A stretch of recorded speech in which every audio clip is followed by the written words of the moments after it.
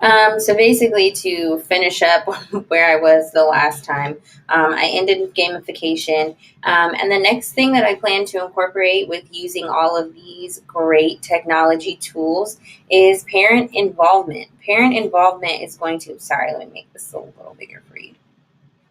Parent involvement is going to be 100% the most important thing. I feel like with those younger kids, parent involvement is going to be key when using these technology apps and things like that. I mean, because if you think about it, preschoolers, kindergartners, even some first graders, they are still learning how to read. Yes, they may understand how to use the apps, but can they really read and comprehend what it is that they're asking you to do?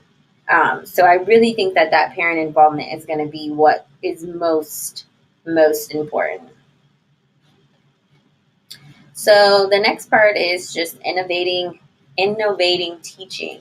Um, After this course, I just plan to keep learning about technology and how to use it and how to, perfect it in my own classroom. Um, I kind of want to get out of that digital immigrant label. I don't want to be labeled as that anymore. And I don't really think that I am a digital immigrant, but I am kind of behind the time. I just want to keep taking those extra steps to knowing and educating myself on the technology that's out there for education and being able to give it out to my students and we all learn it together. So what I really think that goes into a toolbox is just being open-minded. The teacher has to be able to be open-minded. If he or she is not open-minded, then how can we all learn? It's not just the sit down, be quiet, and this is your work for the day type of classroom environments anymore. A lot of students can teach us something, and I am one who I'm a firm believer of. You learn from others. Um, Basically, understanding that failing is okay, that it is okay to fail. And I think that that's one thing that we have to be able to show our students is that it is okay to fail. But as long as you try and as long as you continue to try, there's nothing wrong with failing. And as the adult, we have to be able to fail ourselves. The four C's are always going to be important: creativity, collaboration, communication, and critical thinking. Those are just a given in the 21st century teacher toolbox. And then learning, just again, from your students. You've got to be able to learn from them because 9 times out of 10, they are going to teach you something new that you've never heard about before you teach them something. So it's just all about those things. I think they're really important. Just the tools and practices.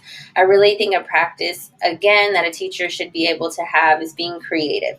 You've got to be creative. You've got to keep, the new stuff coming in because kids, we all know, have a short attention span and they get bored very, very easily. So it's just important to keep the creativity flowing.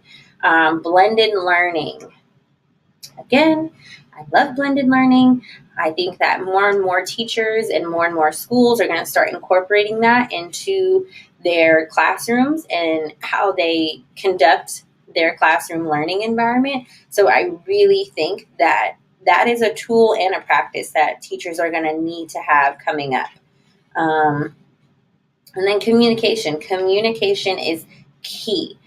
A practice that not only the teachers should practice, but the parents should practice it and the students should practice it as well. Everybody's got to be on the same page. Everybody's got to communicate with one another, letting each other know what's going on, how we're going to do this, where we need to go from here. So I just feel like communication is something that needs to be practiced all across the board. So those are my final thoughts on technology for educators, and that is it. Thank you.